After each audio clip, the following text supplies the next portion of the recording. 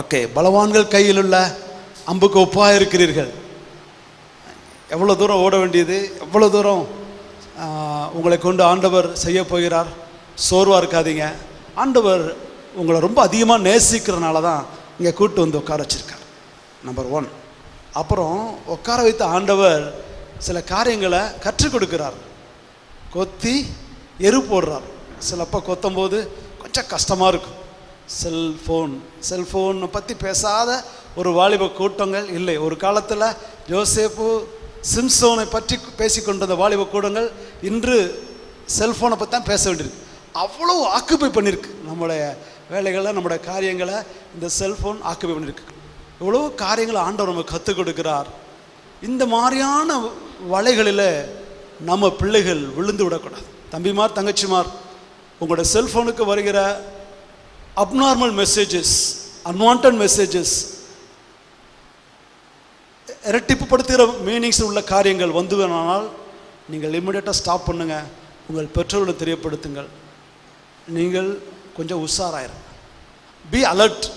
தம்பிமாருக்கும் சரி, தங்கச்சிமாருக்கும் சரி, be alert. இவ்வளோ காரியங்களை சொல்லியும் நம்ம அதில் விழுந்து விடக்கூடாது. நம்ம அடிக்கடி சொல்லுகிற காரியங்கள் தான். விழுந்து விட்டு எழுந்திருப்பது ரொம்ப கடினம். வரும் முன்னே தடுப்பதற்கு ஆண்டவர் கிருபையாய் உங்களை அழைச்சிட்டு வந்திருக்கார். எனவே be careful about relationship with your opposite sex.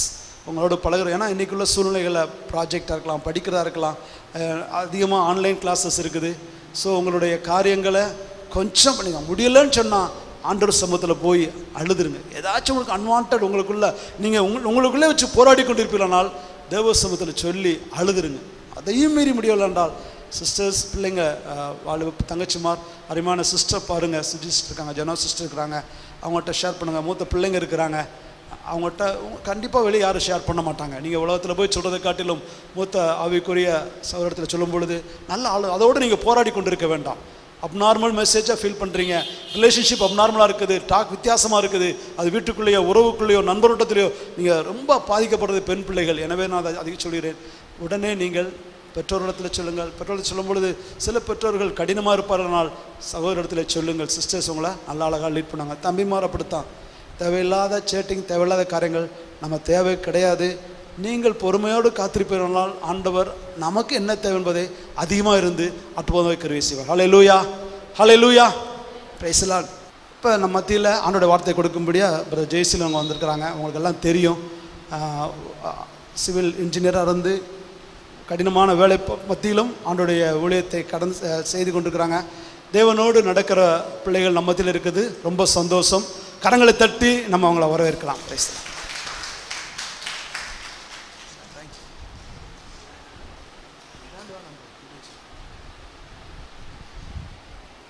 கர்த்தருடைய பரிசுத்த நாமம் மகிமைப்படுவதாக. உங்களோடு இருப்பதில் மிகுந்த சந்தோஷம். பிரதர் வர்ஷிப் நடத்துகிறப்ப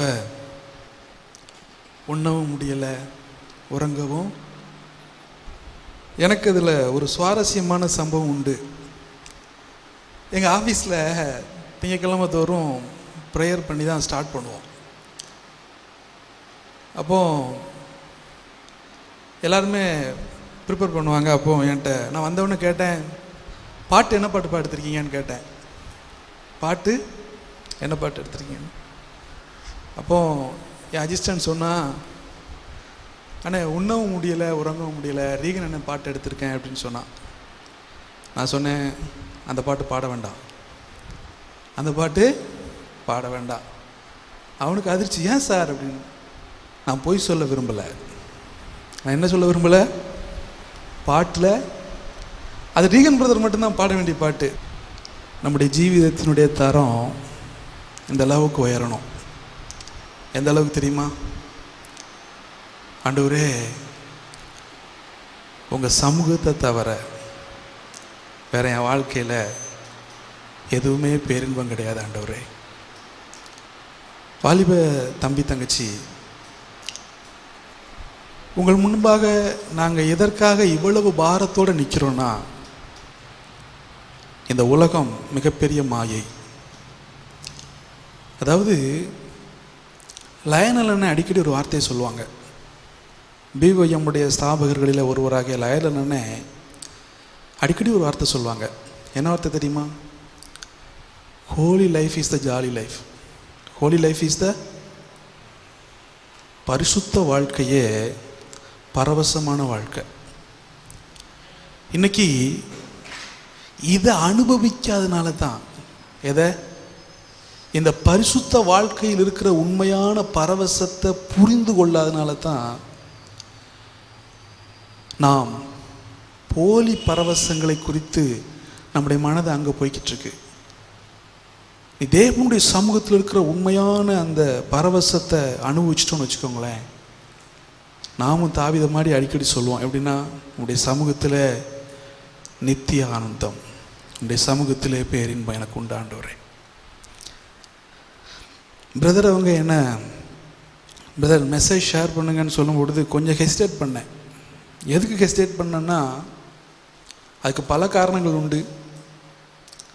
அதில் முதல் காரணம் என்னென்னா, இங்கே அதிகமான சத்தியங்கள் உங்களுக்கு போதிக்கப்படுது. தயவுசெய்து நான் உங்களுக்கு முகஸ்துதிக்காக பேசலை. இங்கே நிறைய சத்தியங்கள் நம்முடைய ஊழியக்காரர்களால் பிரசங்கிக்கப்படுது. இது நமக்கு கொடுக்கப்பட்ட பெரிய பாக்கியம். இதுக்கு நீங்கள் ரெஸ்பாண்ட் பண்ணாலே உங்கள் ஆவிக்குரிய வாழ்க்கை சீராக போயிடும். தம்பிமார், தங்கச்சிமார், அதாவது அண்ணன்மார், அக்காமார் உங்களோட பிரசங்கிக்கிறாங்க பார்த்தீங்களா? பிரதர் வந்து ராஜாக்கண்ணன் சார் கேட்டார், காலையில் என்ன பிரசங்கம்னு கேட்டார். தப்பு அவர் மேலே தான். நீங்கள் எந்த சர்வீஸ்னு சொன்னால் தானே, பிள்ளைங்க ஃபஸ்ட் சர்வீஸ் செகண்ட் சர்வீஸ் ரெண்டே அட்டன் பண்ணுற பிள்ளைங்க, அப்போ நீங்கள் ஃபஸ்ட் சர்வீஸாக செகண்ட் சர்வீஸ்னால் சொன்னால் தானே அந்த பிள்ளைங்க அதான் ரெண்டு செய்தி கேட்டிருப்பாங்களே நம்ம பிள்ளைங்க. அதான் தம்பிமார் சொல்ல முடியாமல் உட்காந்துச்சாங்க. இல்லைன்னா நம்ம தம்பிமார் கரெக்ட் அடிச்சிருவாங்க. சரியா? சந்தோஷம், கர்த்தர் நல்லவர். கடந்த சில தினங்களுக்கு முன்பு ஆவிக்குரிய வாழ்க்கையில் ஒரு சின்ன சறுக்குதல். நான் இன்னும் தேவனுடைய, அதாவது நல்ல கவனிங்க, கிறிஸ்தவ வாழ்க்கையில் 3 படி தான். தயவுசெய்து இந்த செய்தியை உள்வாங்கிக்கோங்க. 3 படி தான். ஒன்று லேர்னிங். என்னது? ஒன்று லேர்னிங். ரெண்டாவது லிவிங். மூணாவது லீவிங். அதாவது தமிழில் சொல்லுவேன்னா கற்றுக்கொள்வது. என்ன செய்யுது? சொல்லு தம்பி. கற்றுக்கொள்வது. ரெண்டாவது கடைபிடிப்பது. நீ டெய்லி பைபிள் வாசிக்கிற இல்லையா? உங்களுக்கு ஒரு ஆவிக்குரிய வாழ்க்கையில் வளர்றதுக்கு ஒரு நல்ல பழக்கத்தை உருவாக்கிக்கோங்க. பிரசங்கம் குறிப்பெடுக்கிறீர்கள், நல்லது. நீ ஒவ்வொரு நாள் வேத வாசிக்கிற இல்லையா? அந்த ஒவ்வொரு நாள் வேத வாசிக்கிறப்ப, ஏன்னா என் வாலிப நாட்களில் நான் கடைபிடித்த அந்த பழக்கம்தான் இன்னைக்கு வரைக்கும் என்னை கிறிஸ்துவுக்குள்ள நிலைநிறுத்திட்டு இருக்கு. அல்லேலூயா. அதுக்காக நான் பெர்ஃபெக்ஷனில் இருக்கேன்னு சொல்லலை. இன்னைக்கு வரைக்கும் அந்த அன்பை விட்டு நான் ஓடாமல் இருக்கிறேன்னா இந்த 3 படிகள் தான். என்னன்னா, கற்றுக்கொண்டது. இன்று நான் தேவனிடத்தில் என்ன கற்றுக்கொண்டேன்? புரிஞ்சுக்கிட்டீங்களா? ரெண்டாவது ஒரு காலம் போடு. கடைபிடிக்க வேண்டியது. மூன்றாவது களைய வேண்டியது. என்னை விட்டு களைய வேண்டியது எது? இதுதான் நம்முடைய ஆரோக்கியமான கிறிஸ்தவ வாழ்க்கைக்கு மூல அஸ்திபாரமாக இருக்கும். நம்முடைய ஆரோக்கியமான கிறிஸ்தவ வாழ்க்கைக்கு மூல அஸ்திபாரம் அதுதான். சமீபத்தில் எனக்கு ஒரு சின்ன சறுக்குதல். அப்போ தேவ சமூகத்தில் நான் என்னை ஆராய்ந்து பார்த்தேன். அப்போ தான் எனக்கு ஆண்டவர், நான் அநேக நாட்களுக்கு முன்பு கற்றுக்கொண்ட பாடத்தை மறுபடியும் ஞாபகப்படுத்தினார். ஒருவேளை நான் இன்னைக்கு பண்ணுற இந்த பிரசங்கம் உங்களுக்கு தெரிஞ்ச பிரசங்கமாக தான் இருக்கும். ஒரு புதியதான காரியத்தை நான் உங்களோடு இப்பொழுது சொல்லப் போவதில்லை. சற்று அதை ஞாபகப்படுத்துகிறேன், அவ்வளவுதான்.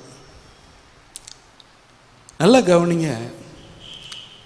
எவ்வளவு நம்முடைய கிறிஸ்தவ வாழ்க்கையை ஷார்ப் பண்ணிக்கிட்டே இருக்குமோ அவ்வளவு நம்ம சக்ஸஸ்ஃபுல் வாழ்க்கை வாழ்வோம். அல்லேலூயா. புரியுதா? எல்லோரும் ஒரு மாதிரி உட்காந்துருக்கீங்க. ஜோசோ முதல்ல சொன்னான், என்ன கேள்வி எதுவும் கேட்காதீங்க, யாரும் சொல்ல மாட்டாங்க.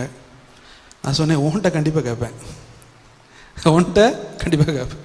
புரிஞ்சுக்கிட்டீங்களா? என்னது, நம்முடைய கிறிஸ்தவ வாழ்க்கையில் எவ்வளவு ஷார்ப் பண்ணிக்கிட்டே இருக்கணும். அவ்வளவு ஷார்ப் பண்ணுறப்ப தான் நம்ம சக்ஸஸ்ஃபுல் வாழ்க்கை வாழ்ந்துட்டுருப்போம். உங்களுக்கு ஒன்று சொல்லட்டுமா? நம்முடைய வெற்றி எதிரியின் பலத்தை வைத்து தீர்மானிப்பதில்லை. எதிரியினுடைய மாறாக நம்முடைய பலத்தை வைத்தே தீர்மானிக்கப்படுகிறது. சாத்தான் பெரிய எதிரி, அதனால் நான் தோற்று போனேன் அல்ல, என்னுடைய பலன் எப்படியோ அதை பொறுத்து. ஆகவே இந்த செல்ஃப் அனலைஸ் நம்ம அடிக்கடி நம்முடைய கிறிஸ்தவ வாழ்க்கையில் நம்மளை சோதித்து பார்ப்பது அவசியம். வாலிப தம்பி தங்கச்சிமார், தேவனுக்கு முன்பு ஒரு அமைதியான நேரம் அதை செலவிட்டு அதை நம்மை சரிப்படுத்திக் கொள்வது அவசியமாக இருக்கிறது. அப்படின்னா தான் நம்முடைய கிறிஸ்தவ வாழ்க்கை ஒரு ஆரோக்கியமான கிறிஸ்தவ வாழ்க்கையாக பயணிக்கும். இந்த நாளில் தாவீதை உங்கள் முன்பாக நிறுத்த விரும்புகிறேன். எல்லாருக்கும் தெரிந்த பகுதி நான் உங்களுக்கு சொல்லிட்டேன். ஒருவேளை இந்த பிரசங்கத்தை நீங்கள் கேட்டிருக்க வாய்ப்பு இருக்கிறது. ஆனால் எனக்கு தனிப்பட்ட விதத்தில் ஆண்டவர் என்னோடு இடைப்பட்ட அந்த பகுதியிலிருந்து உங்களோடு பேச விரும்புகிறேன். தாவீது இந்த 19ஆம் சங்கீதத்துக்கு நேராக உங்கள் கவனத்தை திருப்புங்கள். 19ஆம் சங்கீதம். இந்த சங்கீதத்தில் தாவீது இப்படி சொல்கிறார்.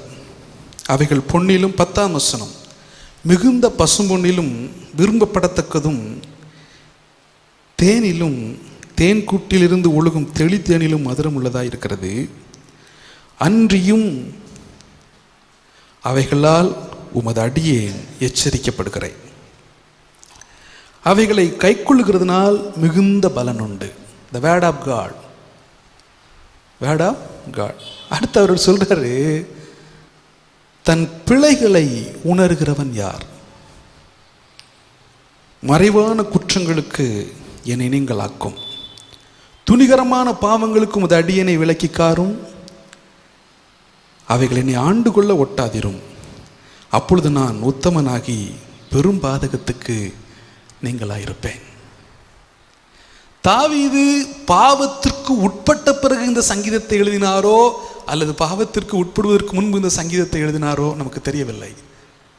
ஆனால் நல்லா கவனிங்க, பாவம் முதலாவது உனக்குள் வந்து கோட்டை கட்டுவதில்லை, மாறாக பதுங்கு குழிகளைத்தான் அமைக்கிறது. வாலிப தம்பி தங்கச்சிமார், ஒரு இடத்துல நீ விழப்போறனா, விழுந்துட்டனா, அதுக்கு ரூட் எங்க இருக்கும் தெரியுமா? அது உடனே சம்பவிச்சிருக்காது. அந்த ரூட்டை நீ தேடி பார்த்தீங்கன்னா அங்கே நீ தவறு செய்திருப்பாய்.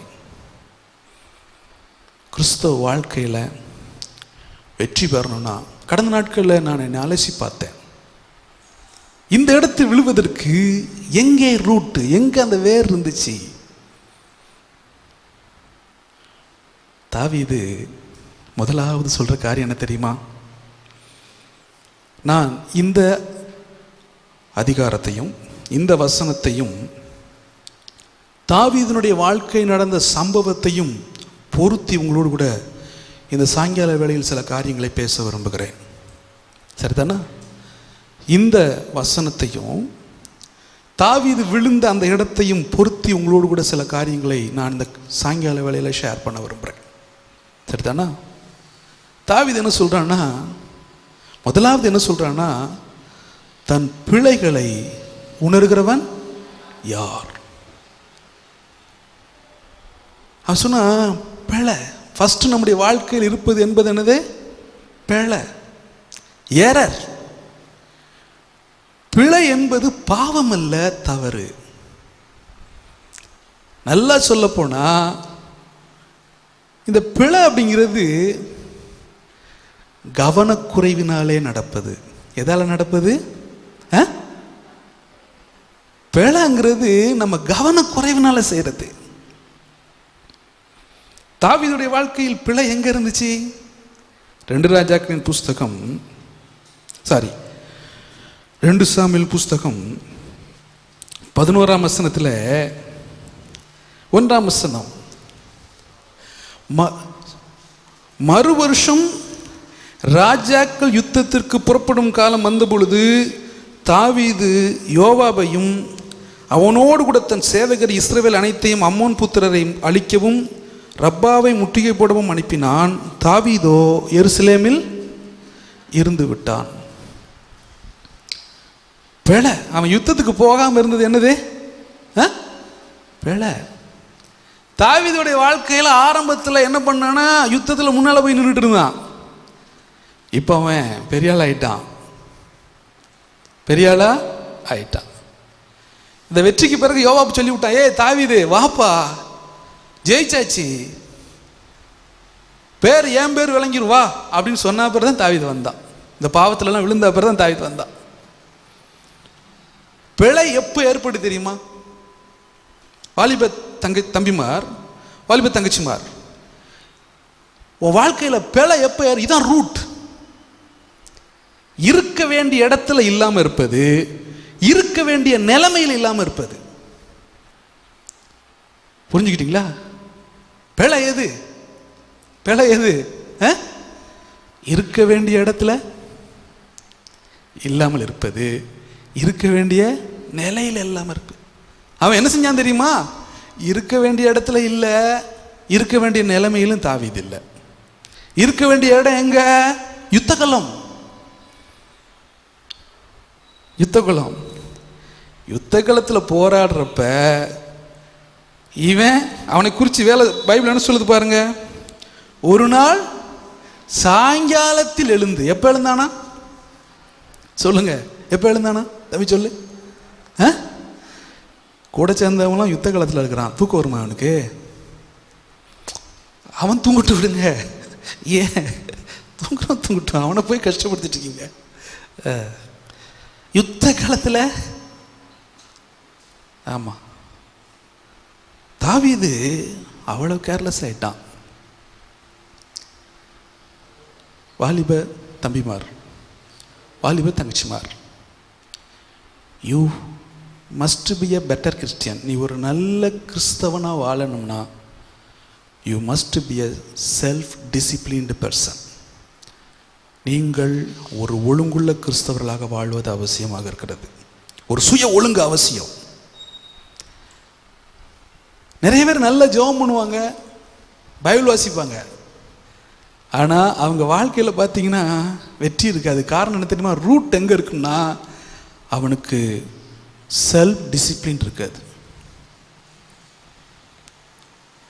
இருக்க வேண்டிய இடத்துல தான் நான் இருப்பேன், இருக்க வேண்டிய நிலைமையில் நான் இருப்பேன், இருக்க வேண்டிய ஸ்தானத்தில் இருப்பேன். இது ஒருவேளை பார்க்க பாவமாக இருக்காது, ஆனால் பாவத்திற்கான ரூட் அங்கே தான் ஆரம்பிக்குது. தேவனுக்காக சாதித்த மனிதர்கள் சிலருடைய சரித்திரத்தின் புத்தகங்களை திருப்பி பாருங்கள். அவர்கள் ஒவ்வொருவரும் தங்கள் வாழ்க்கையில, தனி வாழ்க்கையில ஒழுங்குள்ளவர்களாக இருப்பார்கள். அந்த ஒழுங்கை எங்க கடைபிடிச்சிருப்பாங்க தெரியுமா?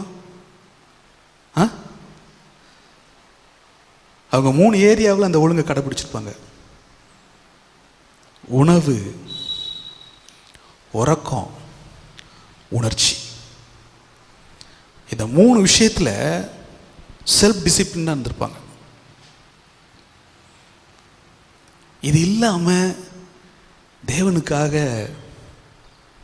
ஒரு கிறிஸ்தவ வாழ்க்கை வாழ்வது என்பது கூடாத காரியம். டிசிப்ளின் ரொம்ப முக்கியம். சங்கீதக்காரன் 1வது சங்கீதத்தில் என்ன சொல்றான் பாருங்க. முதல்ல அவன் தன்னுடைய வாழ்க்கையில் 3 காரியத்தை இங்கே சொல்றான். என்ன தெரியுமா? முதல்ல துன்மார்க்கருடைய ஆலோசனை நடவாமலும் பாவிகளுடைய பரியாசக்காரர் உட்காரும் இடத்தில் கர்த்தருடைய வேதத்தில் பிரியமாயிருந்து இரவும் பகலும். இவன் இரவும் பகலும் தியானமாக இருக்குன்னு நினைச்சேன்னு தெரியுமா? அது முதல்ல இரவும் பகலும் உடனே தியானம் வந்துடாது பிரதர் அண்ட் சிஸ்டர்ஸ். இரவும் பகலும் தியானம் உடனே வருமா? வராது. முதல்ல அவன் டிசிப்ளின்டு பர்சன், பிரிந்திருக்கிற மனுஷன். எப்படி பிரிந்திருப்பான் தெரியுமா? துன்மார்க்கருடைய ஆலோசனை நடக்க மாட்டான், பாவிகளுடைய வழியில் பரியாசக்கார உட்காரத்தில் டிசிப்ளின். இந்த பிரிந்திருக்கிற மனுஷன்தான் அடுத்து பிரியமாக இருக்கிற மனுஷனாக மாறுவான். எப்படி இருப்பான்? இந்த பிரியமாக இருக்கிற மனுஷன்தான் பிரசன்னத்தில் இருக்கிற மனுஷனாக மாறுவான். அல்லேலூயா. நான் சொல்லுது உங்களுக்கு புரியுதா? பிரிந்திருக்கிறவன் தான் கர்த்தருடைய வேதத்தில் பிரியமாக இருப்பான். பிரியமாக இருக்கிறவன் தான் பிரசன்னத்தில் இருப்பான். அப்போ தான் அவன் பாடுவான், உண்ணவும் முடியலை, உறங்கிடவும் முடியலை, எண்ணங்களும் ஏக்கங்களும் உம்மைத்தான் தேடுதையா, ராஜா நீங்க இல்லாம நான் இல்லையே, உங்க நினைவில்லாத வாழ்வெல்லாம் வாழ்வே இல்லையே, ராஜா நீங்க இல்லாம நான் இல்லையே, உங்க நினைவில்லாத வாழ்வெல்லாம் வாழ்வே இல்லையே, உம்மை தேடி தேடி உள்ளம் ஏங்குதே, உம்மை தேடி தேடி உள்ளம் ஏங்குதே,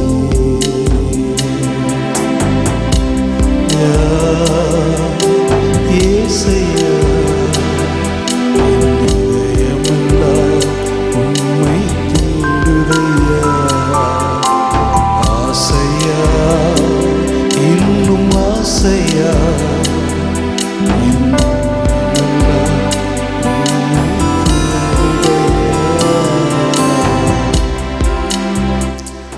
பவுல். நான் இந்த செய்தியை எவ்வளோ நேரம் இது பண்ணணுமோ அவள் பண்ணுறேன், சரியா? பவுலுடைய வாழ்க்கையில் பவுல் தேவனுக்காக புதிய ஏற்பாட்டில் 3/4 பகுதியை ஆக்கிரமித்து கொண்டதுக்கு காரணம் என்ன தெரியுமா? பவுல் கிட்டத்தட்ட புதிய ஏற்பாட்டில் 3/4 பகுதியை ஆக்கிரமித்து கொண்டார். காரணம் என்ன தெரியுமா? He is a self-disciplined person. அவர்கிட்ட போய்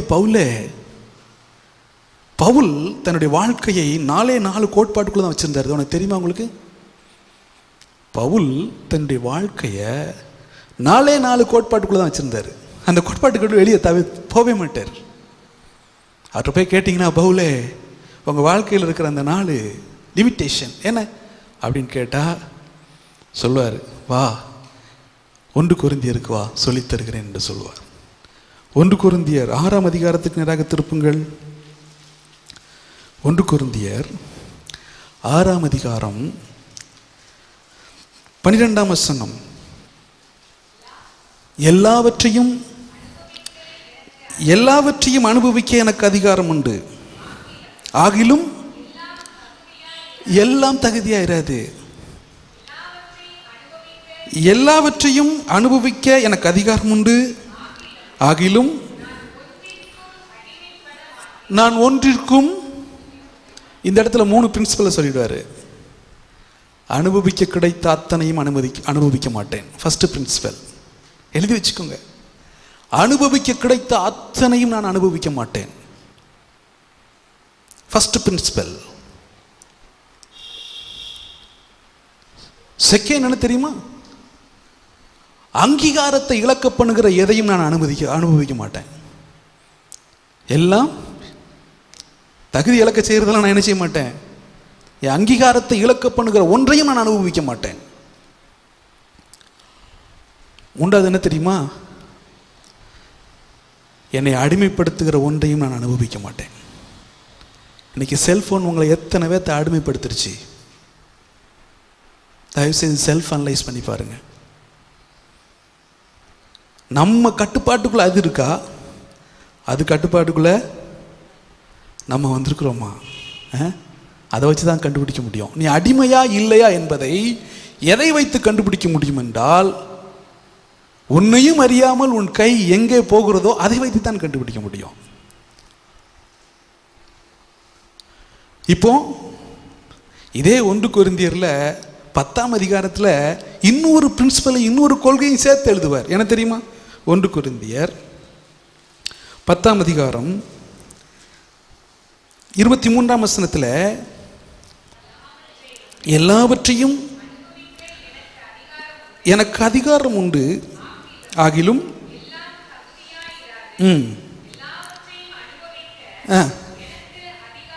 உண்டு, ஆகிலும் எல்லாம் பக்தி விருத்தியை உண்டாக்காது. 4வது பிரின்சிபல் என்ன தெரியுமா? ஆண்டவரை போல மாற்றாத ஒன்றையும் நான் அனுபவிக்க மாட்டேன். பக்தி விருத்தி உண்டாக்காத காரியத்தை, ஆண்டவருடைய நெருக்கி சேராத ஒரு காரியத்தை நான் என்ன செய்ய மாட்டேன். இந்த செல்ஃப் டிசிப்ளினில் இருக்க போய் தான், இந்த சுய ஒழுங்கில் இருக்க போய் தான் அவரால் வேதாகமத்தின் சரித்திரத்தை புரட்டி போட முடிந்தது. வாலிப தம்பி, எனக்கு ஆண்டவருக்கு தேவை இப்படிப்பட்டவங்க தான். ஒருவேளை அவங்க லைஃப் அன்னைக்கு பார்க்கும் பொழுது தேவன் இவர்களோடு இருக்கிறாரா என்று கேட்கிற அளவுக்கு ஒன்றும் இல்லை. மற்றவங்க பார்த்துட்டு அவங்க லைஃப் ஸ்டைல் அப்படி தான் இருந்துச்சு. ஆனால் அவர்கள் தேவனுக்காக சாதித்தது அதிகம். தாவீது முதலாவது சொன்னது பிழை, கவன குறைவினாலே நடப்பது. கவன குறைவினாலே. 2வது 19ஆம் சங்கீதத்தில் என்ன சொல்கிறார் பாருங்கள். இந்த பிழை எதுக்கு நேராக நடந்துச்சு? மறைவான குற்றங்கள். மறைவான முதல்ல பிழை, அடுத்து எதுக்கு நேராக நடந்துச்சு? மறைவான குற்றங்கள். இந்த மறைவான குற்றங்கள் அப்படின்னா என்ன தெரியுமா? அவன் என்ன மறைவான குற்றங்கள் செஞ்சான்? 2 சாமுவேல் புத்தகம் 11ஆம் அதிகாரம் 2ஆம் வசனத்தை வாசியுங்கள். 2 சாமுவேல் 11:2.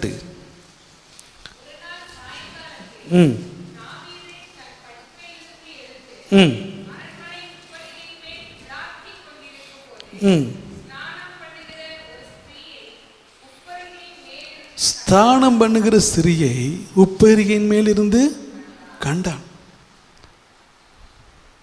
பாஸ்டர் ஆதாந்துர, நாங்கள்லாம் ஒரு காலத்தில் ஐயாவை பார்த்து வளர்ந்தவங்க. பாஸ்டருக்கும் தெரியும். அடிக்கடி ஒரு வார்த்தை பிரசங்கத்தில் சொல்லுவாங்க. என்ன சொல்லுவாங்க தெரியுமா? பைபிளில் அது பரிசுத்த வேதாகமமாக இருந்தாலும் அநேக அசிங்கமான காரியங்கள் எழுதியிருக்கு. காரணம் என்ன தெரியுமா? அதை பார்த்து உனக்கு எச்சரிக்கைங்கிறத மறந்துடாது. ஏன் ஆண்டவர் இதெல்லாம் ரெக்கார்ட் பண்ணி வச்சார் தெரியுமா? அப்படிப்பட்ட தேவ மனுஷன் வாழ்க்கையில் இப்படிப்பட்ட விடுதல் விழுந்தது. நீ கவனமாக இரு. It is warning for us. அவன் என்ன பண்ணான்னா சீக்ரெட் ஃபால்ட். இது என்ன தெரியுமா? 2வது முதல்ல கவனக்குறைவாக செய்வோம். 2வது சீக்ரெட் ஃபால்ஸ். இந்த மறைவான குற்றங்கள் எப்படி தெரியுமா? கவலையீனமாக செய்வது. எப்படி செய்கிறது? அதை பற்றி கவலைப்படாமல் அவன் என்ன பண்ணான் தெரியுமா? யாருக்கும் தெரியல. கவனிங்க, எந்த தாவி தெரியுமா இவன்? யாரு தெரியுமா இவன்? ஒரு காலத்தில் பாவமே இல்லாத ஒன்றுக்காக அடித்து கொண்ட மனது இவன் மனசு. தெரியுமா உனக்கு? என்ன தெரியுமா? சவுளுடைய வஸ்திர தொங்கலை அறுத்துக்கிட்ட போது அடிச்சுக்கிச்சான் அவன் மனசு. இப்போ எப்படி ஆகிட்டான் தெரியுமா? கவலையற்றவனாக மாறிட்டான். வாலிபர்கள் மாத்திரம் இல்லை, எல்லாருமே எவ்வளவுக்கு எவ்வளோ இருதயத்தை ஷார்ப் பண்ணணுமோ பண்ணிக்கிட்டே இருக்கணும். அந்த ஷார்ப்னஸ் குறைஞ்சதுனால தான் இன்னைக்கு அஸ்திபாரங்களே நிர்மூலமாக ஆரம்பிச்சிருச்சு. காரணம், அந்த அஸ்திபாரங்கள் எல்லாம் தாங்கள் என்ன பிரசங்கிக்கிறோம் என்பதில் குறியாக இருந்தார்களே தவிர எப்படி வாழ்ந்தோம் என்பதை குறியில்லாமல் விட்டுவிட்டார்கள்.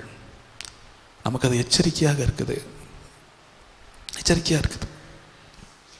கவலையீனமாக செய்வது. வாலிப தம்பி தங்கச்சிமார், தாவீதுட்ட போய் நீங்கள் பரலோகத்தில் போய் கேட்டிங்கன்னு வச்சுக்கோங்க, நான் எப்பொழுது வேதத்தை வாசிக்கிறப்ப இப்படி தான் வாசிப்பேன். தாவீதை போய் நான் ஒரு பேட்டி எடுத்துன்னு வச்சுக்கோங்களேன், அவன் என்ன சொல்லுவான் தெரியுமா? உங்கள்கிட்ட என்னையும் உங்கள்கிட்ட என்கிட்டையும், அன்னைக்கு மாத்திரம் என் கண்ணை காத்துக்கிட்டு இருந்தேன்னா என் வாழ்க்கையில் இப்படிப்பட்ட ஒரு பாவம் வந்திருக்காது. அவன் நம்மை பார்த்து ஓ என்று கதறுவான். இல்லை என்று நீங்கள் நினைக்கிறீங்களா? கண்டிப்பாக கதறுவான், கண்டிப்பாக கதறுவான். அன்னைக்கு ஒரு நாள் மட்டும் நம்ம பார்க்காம இருந்திருந்தா. ஏவாளை ஒருவேளை நீங்கள் சந்திக்கிறீங்கன்னு வைங்க, ஏவாள் உங்கள்கிட்ட என்ன சொல்லுவான்னு நினைக்கிறீங்க? அந்த கனியை மாத்திரம் அன்னைக்கு நான் பார்க்காம இருந்திருந்தா. ஆகானை போய் பார்த்தீங்கன்னு வச்சுக்கோங்களேன், ஆகானே அவன் என்ன சொல்லுவான்னு நினைக்கிறீங்க? நான் மாத்திரம் அந்த பொன்பாலத்தையும் அந்த வெள்ளி சேக்கலையும் நான் பார்க்காம இருந்திருந்தேன்னா அன்னைக்கு கல்லெறி உண்டு செத்துருக்க மாட்டேன். நம்முடைய கண்களை தயவு செய்து ஆண்டவற்றை ஏசாயா கதறினதை போல நீங்களும் நானும் ஒவ்வொரு நாளும் கதற வேண்டியது அவசியமாக இருக்கிறது. என்ன தெரியுமா? ஏசாயாவுக்கு ஆண்டவர், அவன் ஆண்டவரே நான் அசுத்த உதடுகள் உள்ள மனுஷன் தான் கதறினான். ஆனால் நீங்களும் நான் அப்படி இல்லை. ஆண்டவரே நான் அசுத்த கண்கள் உள்ளவன், நான் அசுத்த உதடுகள் உள்ளவன் அப்படின்னு நம்ம ஓன்னு கதறணும்னு வச்சுக்கோங்களேன், அந்த பரிசுத்த குருடு உங்களையும் என்னையும் தொட்டு பயன்படுத்த போதுமானதாக இருக்கிறது. ஏன் இந்த கண்களை குறித்து நான் இந்த காரியத்தில் சொல்கிறேன்னா, அநேக நேரம் கவலையீனமாக செய்வோம். எப்படி செய்வோம்? கவலையீனமாக. ஆனால் அதற்காக நாம் கொடுத்திருக்கிற விலக்கரையும் அதிகமாக இருக்கும். நம்மையும் அறியாமல் அதற்கான விலக்கரையத்தை நம்ம கொடுத்துருப்போம். பிரதர் அண்ட் சிஸ்டர்ஸ், வாலிப தம்பி, வாலிப தங்கச்சி, சில நேரம் சில காரியங்களை ரொம்ப கேஷுவலாக செஞ்சுட்டு போயிடலாம். அந்த டைம்ல நீ சொல்லிட்டு போயிடலாம், நான் தான் சாக போறேனே, இந்த சேஷ்ட புத்திரப்பாக என்னத்துக்கு, ஈஸியாக சொல்லிட்டு போயிடலாம். ஆனால் வாழ்க்கையின் முடிவில் தேவன் வைத்திருக்கிற திட்டத்தை விட்டு வெளியே போயிடுவோம். அதாவது ஏன் இந்த செல்ஃபோன் காரியத்தை குறித்து இன்னைக்கு சார் கூட சொல்கிறப்ப ஒரு காரியத்தை சொன்னாங்க. முந்தி தானியேலை குறித்து, யோசேப்பை குறித்து பிரசங்கம் பண்ண பிரசங்கியார்கள் இன்னைக்கு செல்ஃபோனை குறித்து பேச ஆரம்பிச்சிட்டாங்கன்னு நினைப்பீங்க. பர்வீன் சுல்தான் PhD முடிச்சிருக்க, அவங்க மிகப்பெரிய பேச்சாளர். பர்வீன் சுல்தான் மிகப்பெரிய பேச்சாளர், நல்லா பேசுவாங்க இந்த திருநெல்வேலிக்காரங்க. அன்னைக்கு அவங்க ஒரு ஸ்பீச்சில் சொல்கிறாங்க, இந்த கொல்லிக்கட்டை என்னைக்கு நம்ம கைக்கு வந்துச்சோ அன்னைக்கே நம்ம சீரழிஞ்சிட்டோம் அப்படிங்கிறாங்க. என்ன சொன்னாங்க? PhD முடிச்சுட்டு இன்னைக்கு பெரிய பேச்சாளர் இப்படி சொல்கிறாங்க, இந்த கொல்லிக்கட்டை என்னைக்கு நம்ம கைக்கு வந்துச்சோ, இதுக்கு அவங்க என்ன பேர் வச்சுருக்காங்க? இந்த கொல்லிக்கட்டை என்னைக்கு கைக்கு வந்துச்சோ அன்னைக்கே வாழ்க்கை சீரழிஞ்சிருச்சு அப்படிங்கிறாங்க. உலக பிரகாரமாக அவன் இருக்கிற அவன் கொடுக்குற வேல்யூவை விட இன்னைக்கு நம்ம எப்படி கொடுத்துட்ருக்கோம்? ஏன்? வேற ஒன்றும் இல்லை, மனுஷன்லேருந்து தான் மற்ற படைப்புகள். இதுதான் ஆதாரம், இதுதான் நாம தான் டிசைன். நல்ல கவனிங்க, இன்னைக்கு உலகத்தில் ஏற்படுகிற எல்லா காரியத்துக்கும் டிசைன் யாருன்னா நம்ம தான். நம்மளை வச்சு தான் நினச்சிறாங்க டிசைன் பண்ணப்படுது. இப்போ கம்ப்யூட்டர் எடுத்திங்கன்னா யாரை டிபெண்ட் பண்ணி டிசைன் பண்ணால் நம்மளை வச்சு தான். அந்த கம்ப்யூட்டருக்கு பார்த்தீங்கன்னா 3 யூனிட் இருக்கும். Input unit, CPU, output unit. இந்த இன்புட் யூனிட்டில் என்ன கொடுக்குறோமோ அதான் CPUக்குள்ளே போய் அவுட்புட்டாக வெளியே வரும். ரைட்? தேவன் உங்களுக்கு எனக்கு கொடுத்துருக்க இன்புட் யூனிட் என்ன தெரியுமா? இந்த கண்ணும் இந்த காது தான். அதான் ஆண்டவர் மத்தேயு சுவிசேஷத்தில் சொல்லும் பொழுது, கண்ணானது சரீரத்தின் விளக்காக இருக்குது. கண்ணானது சரீரத்தின் விளக்காக இருக்கிறது. சில காரியங்களை நம்முடைய கிறிஸ்தவ வாழ்க்கையில் வெளிச்சமுள்ள வாழ்க்கை வாழலைன்னா காரணம் என்னன்னா, கண்ணில் நம்ம தப்பு பண்ணியிருக்கோன்னு அர்த்தம். ஆகவே தேவனுக்கு முன்பு நம்மை பிரதிஷ்டை பண்ணுவது ரொம்ப அவசியமாக இருக்கிறது. கவனக்குறைவாக செய்கிறது, ரெண்டாவது கவலை ஈனமாக செய்கிறது,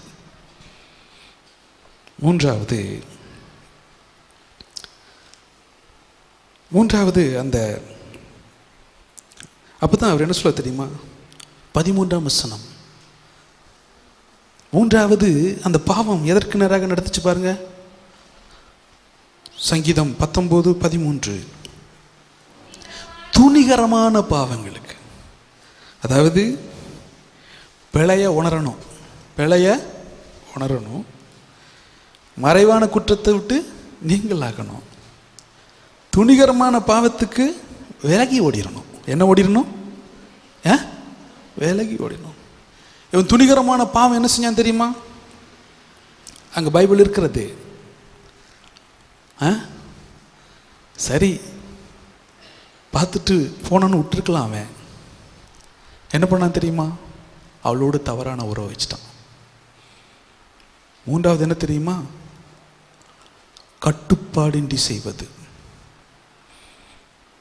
அவன் என்ன பண்ணான் தெரியுமா? தாவீது இப்போ மற்றவர்களை அடக்கி ஆள்னு தாவீது அடக்கி ஆளப்படுகிறான். அநேக நேரங்களில் என் மாம்சத்தை கட்டுப்படுத்த எனக்கு தெரியலண்ணா, இல்லைங்க, இந்த மாம்சத்தின் போக்குக்கு என்னை விட்டு கொடுக்குறேன்னா என் வாழ்க்கையில் பெரிய பாதாள படுகொலைக்கு நேராக போகிறேன்னு அர்த்தம். ஆனால் இதை ஒரு தேவ மனிதர் இப்படி சொல்லுவாங்க, துணிகரமான பாவங்களுக்கும் அது அடியானை விலக்கி. இது விலகி ஓட வேண்டிய பாடம், விலகி ஓட வேண்டிய இடம். வாலிப தம்பி தங்கச்சிமார், இது விலக வேண்டிய இடம். சாத்தானுக்கு எதிர்த்து நில்லு, ஆனால் இந்த பாவத்துக்கு விலகி. அதாவது நல்லா கவனிக்கணும், வேதம் 2 பாவங்களுக்கு விலகி ஓட பவுல் நம்ம எச்சரிக்கிறார். ஒன்று என்னது? பண ஆசை எல்லா தீமைக்கும். ரெண்டாவது என்ன தெரியுமா? பால் இச்சைக்கு விலகி ஓடணும்.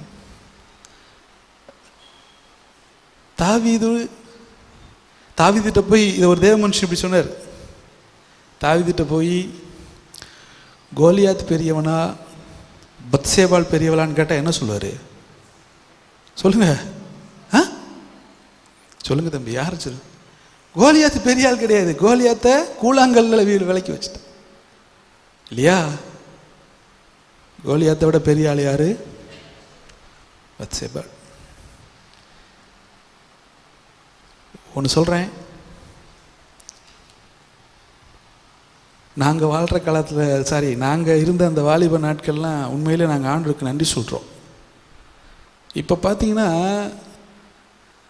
நாங்கள் இருக்கிற நாட்களில் ஆண்களுக்கு ஃப்ரெண்டாக இருப்பாங்க, பெண்கள் யார்ட்டையாவது ஒருத்திட்ட பேசிட்டாலே அன்னைக்கு வீட்டில் கிடைக்கிற வசதி தாங்க முடியாது. ஆனால் இன்றைக்கி எப்படின்னா கேஷுவலாக, இது என் ஃப்ரெண்டு, அந்த பையன் என் ஃப்ரெண்டு, என் கூட ஒன்று.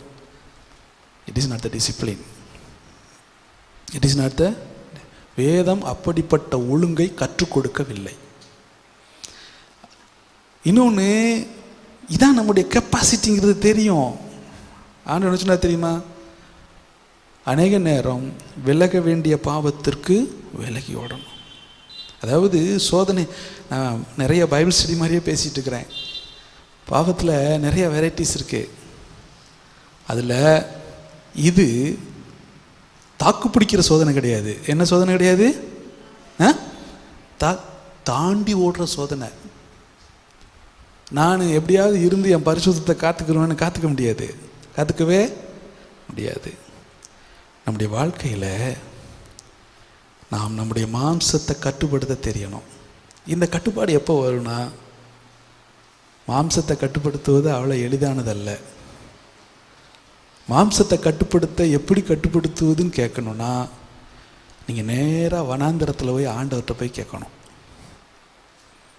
ஆண்டவராக இயேசு கிறிஸ்துட்ட போய், ஆண்டவரே என் மாம்சத்தை கட்டுப்படுத்த முடியல, எப்படி கட்டுப்படுத்துன்னு கற்றுக்கொட்டுங்கன்னு கேட்டிங்கன்னா, அங்கே ஆண்டவர் நமக்கு டீச் பண்ணுவார். என்ன டீச் பண்ணுவார் தெரியுமா? மனுஷன் அப்பத்தினால மாத்திரமல்ல, தேவனுடைய வாயிலிருந்து புறப்படுகிற வேர்ட் ஆஃப் காட். எவ்வளவுக்கோளோ வேர்ட் ஆஃப் காடுக்கு பிரியாற்றி கொடுக்குறோமோ அவ்வளவுக்கோளோ நம்ம மாம்சத்தை ஜெயிச்சிட்ருப்போம். கட்டுப்பாடின்றி செய்வது. எப்பொழுதெல்லாம் நம்முடைய வாழ்க்கையில் கட்டுப்பாடு இல்லாமல் சில காரியங்களை செய்கிறோமோ அப்பொழுதெல்லாம் நம்முடைய எண்ணங்களில் வர வேண்டியது ஒரே ஒரு நபர் தான். யார் தெரியுமா? அன்றியும் மறுபடியும் அவன் மனம் திரும்ப நினைத்த பொழுது மனம் திரும்புதலை காணாமல் போன சீர்கெட்ட ஏசாவை போல இருக்காது. சீர்கெட்ட ஏசாவை எப்பொழுதெல்லாம் உங்கள் மாம்சம் உங்களை ஜெயங்கொள்ளுதோ அப்பொழுது ஏசாவை மனதிலே வைத்துக் கொள்ளுங்கள். ஏசா மறுபடி எப்படியாவது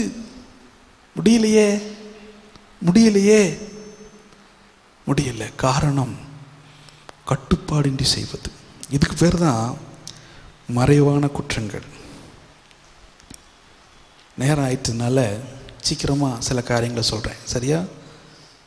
இப்போ தாவீது 19ஆம் சங்கீதத்தில் தாவீது அடுத்த ஏரியாவுக்கு போகிறார் பாருங்க. 19ஆம் சங்கீதத்தில் அடுத்து தாவீது என்ன சொல்றார் பாருங்க. அவைகள் என்னை ஆண்டு கொள்ள விட்டாதீர். அவைகள் என்னை ஆண்டு கொள்வது. இப்போ தாவீது ஆண்டு கொள்ளப்படுகிற நிலைமைக்கு வந்துட்டான். இப்போ எதுக்கு வந்துட்டான்? ஆண்டு. எப்படி ஆண்டு கொள்ளப்படுகிறான்? இப்போ ஒரு காரியம் செய்கிறான். இப்போ இந்த விஷயம் தெரிஞ்சிருச்சு. தெரிஞ்ச உடனே ஒருத்தனை கூப்பிடுறான். அதுக்குள்ளே பத்சேபாள் சொல்லி விட்டுருதா, எப்பா தாவீது தப்பு பண்ணோம் இல்லையா, வெளியாயிடுச்சு. தாவீது பார்க்குறான், ஒன்றும் இல்லைப்பா, ஒருத்தனை அனுப்பி விட்டு என் புருஷன் உரியா அங்கே இருக்கிறான், அவனை வர சொல்லிடு. இதுதான் ஆண்டு கொள்ளுகிற நிலைமை. இதுதான் அந்த பாவத்தில் தாவி உணர்வடைங்கிற எண்ணமே கிடையாது. எண்ணமே கிடையாது. இது என்ன தெரியுமா? மற்றவருடைய கண்களில் பார்த்து கொள்ளாமல் வைத்துக் கொள்வது. நான் என்னன்னாலும் செய்வேன், மற்றவங்க மட்டும் நீ தப்பு பண்ணிட்டு மற்றவங்க பார்த்துடக்கூடாது அப்படின்னு நினைக்கிற பத்தியா, அப்போ தான் அந்த பாவம் ஒன்று ஆண்டு கொள்ளுங்கிறத மறந்துடாத. ஆண்டவர் பார்க்குறாருங்கிறத விட, ஐயோ மற்றவங்க பார்த்துடக்கூடாது, ஆண்டன் அண்ணன் பார்த்துடக்கூடாது, ரீகன் அண்ணன் பார்த்துடக்கூடாது, அப்போ தான் தப்பு பண்ணுற.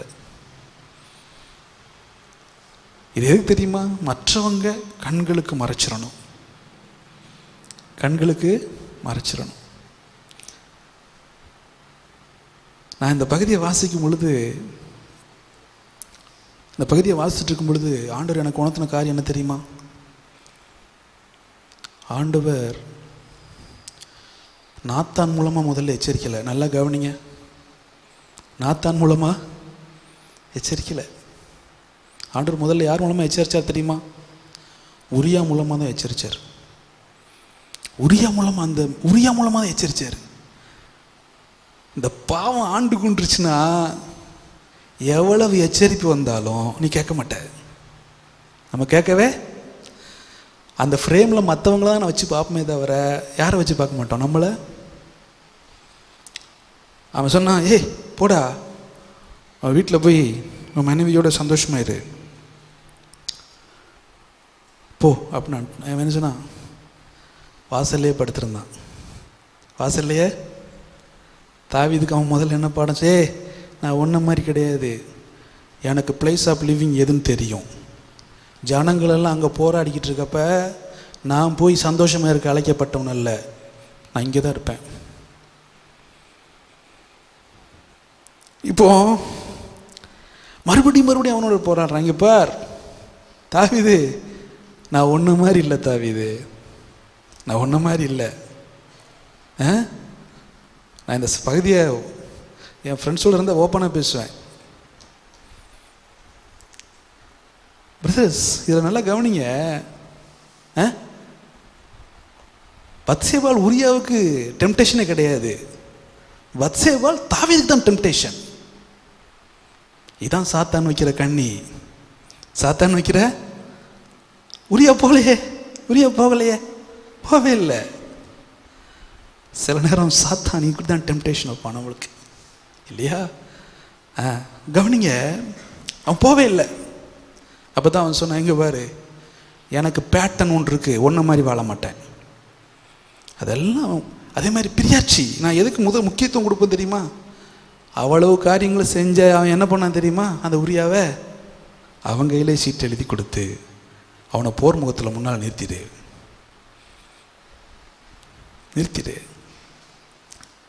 இந்த ஆண்டு கொள்ளுகிற நிலைமை தான் கடைசியில் அவனை எதுக்கு நேராக நடத்துச்சு தெரியுமா?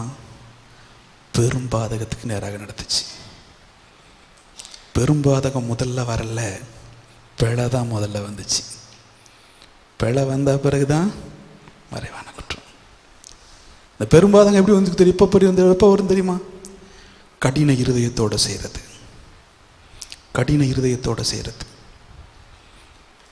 நம்முடைய கிறிஸ்தவ வாழ்க்கையில் கடின இருதயம் வருவதற்கு இதெல்லாம் காரணமாயிடும். கொஞ்சம் நம்மளை வாலிப தம்பி தங்கச்சிமார், இவ்வளவு பெரிய மனுஷனுடைய வாழ்க்கையில் இந்த வீழ்ச்சி இது எதற்காக போதிக்கப்படுகிறதுனா, ஒருவேளை நீங்கள் எதிர்கொள்ள போகிற இந்த உலகம் மிகப்பெரிய சவாலான ஒரு உலகம். உங்கள் பரிசுத்தத்தை காத்துக்கொள்ளணும்னா நீங்கள் இந்த பாதையில் கவனமாக இருக்க வேண்டும். உண்மையிலே நீங்களெல்லாம் கொடுத்து வைத்தவர்கள். ஏன்னு கேட்டால், எங்கள் வாலிப நாட்களில் இப்படிப்பட்ட சத்தியங்கள் பிரசங்கிக்கப்பட்டது அரிதான காரியமாக இருந்தது. ஏன் பிரசங்கிக்கப்படலைன்னு அடிக்கடி நான் யோசிக்கும் பொழுது ஒரு காரியத்தை நான் யோசிக்கிறேன். இன்றைக்கு இருக்கிற பாவத்தின் வீரியம் அன்றைக்கு இல்லை. பிரதர் சொன்னபடி இன்றைக்கு இருக்கிற பாவத்தினுடைய வீரியம் அன்று இல்லை. இன்று பாவத்தினுடைய வீரியம், ஏன்னா பிசாசுக்கு இன்னும் கொஞ்ச நாள் தான் இருக்குங்கிறதுனால அவன் வேகமாக செயல்பட்டுக்கிட்டு இருக்கலாம். அதில் நம்முடைய பரிசுத்தத்தை நாம் காத்துக்கொள்வது அவசியமாக இருக்கிறது. அதுக்கு நம்மளை எவ்வளோ ஷார்ப் பண்ணணுமோ அவ்வளோ ஷார்ப் பண்ணணும் அவசியமாக இருக்குது. தாவீதுடைய வாழ்க்கையின் வீழ்ச்சி நமக்கு ஒரு பெரிய பாடமாக இருக்குது. அந்த பாடத்திலிருந்து நாம் அநேக காரியங்களை கற்றுக்கொள்ள வேண்டும். இன்னைக்கு எந்த ஏரியாவில் நீங்கள் நிற்கிறீங்கிறத நீங்களே செல்ஃப் அனலைஸ் பண்ணிக்கோங்க. நான் பிழையில்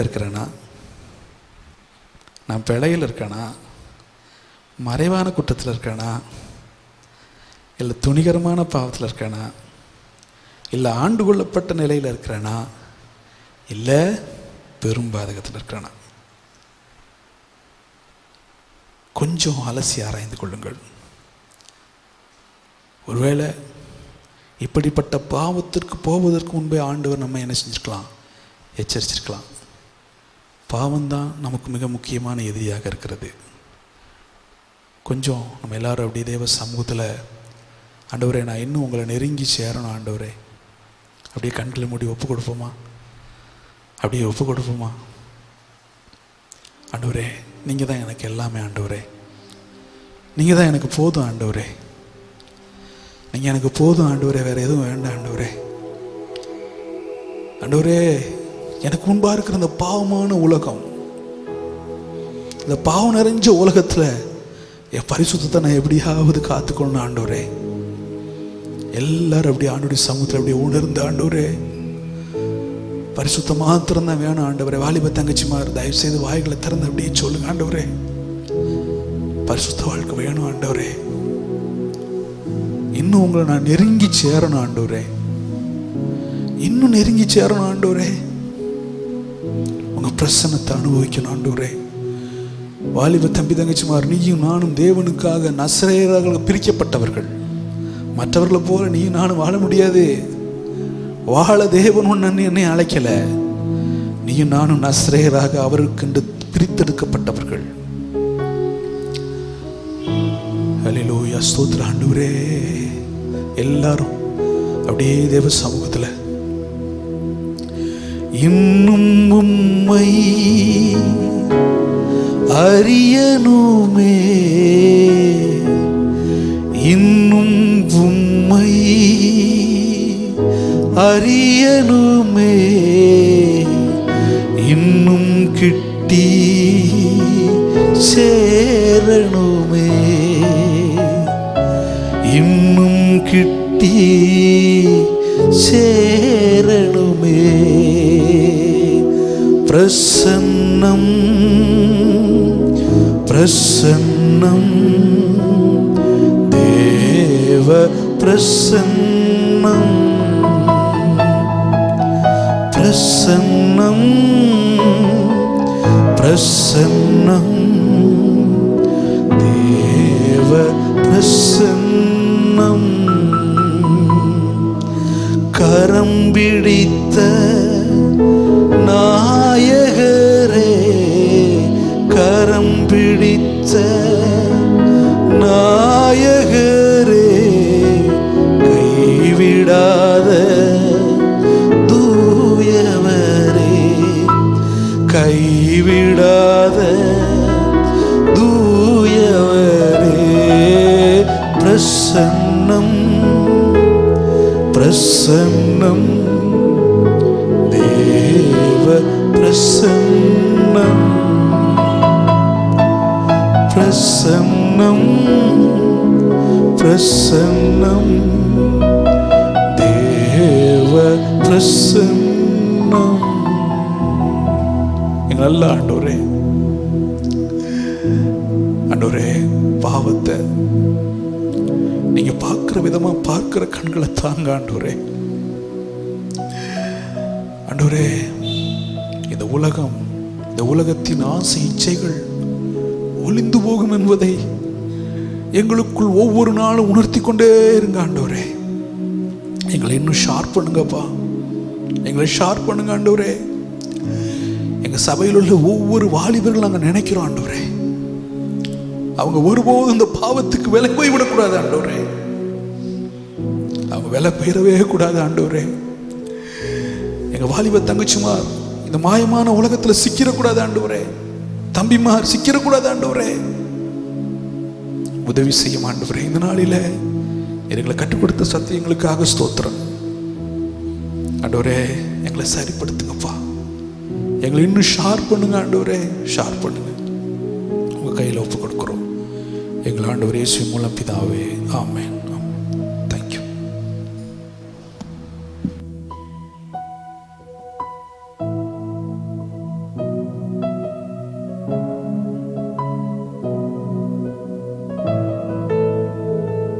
தேங்க்யூ பிரதர். ஹல்லேலூயா. ஆண்டவர் நம்மோடு தெளிவாய் முகமுகமாய் நம்மோடு பேசியிருக்கிறார். ஆரம்பத்திலே சொன்னோம், நம்ம கனி கொடுப்பதற்காகவும் அவர் சில வேளைகளில் கடினமான பாதையில் நடத்தி கொண்டு வருகிறார். அது அவருக்கு பிரியம். என் பிள்ளைகள் சத்தியத்தில் நடக்க வேண்டும், அவரை போல மாற வேண்டும், அவர் சுபாவங்கள் நம்மில் உருவாக வேண்டும் என்பதற்காக ஆண்டவர் நம்மோடு இடைப்பட்டிருக்கிறார். தொடர்ந்து நாம் இந்த வருகிற நாட்களில் தனியாக இருக்கும் பொழுதெல்லாம் இந்த பகுதியை நாம் வாசிப்போம். ஓப்பனாகவும் வெளிப்படையாகவும் பாரத்தோடும் நம்மேல் அவர் வைத்திருக்கிற, ஆண்டவர் வைத்திருக்கிற கிருபையோடும் ஆண்டவர் நம்மோடு பேசியிருக்கிறார். தொடர்ந்து வார்த்தைக்கு ஒப்பு கொடுப்போம். நீங்கள் தனியாக இருக்கிற வேலையிலெல்லாம் இதை சிந்தியுங்கள்.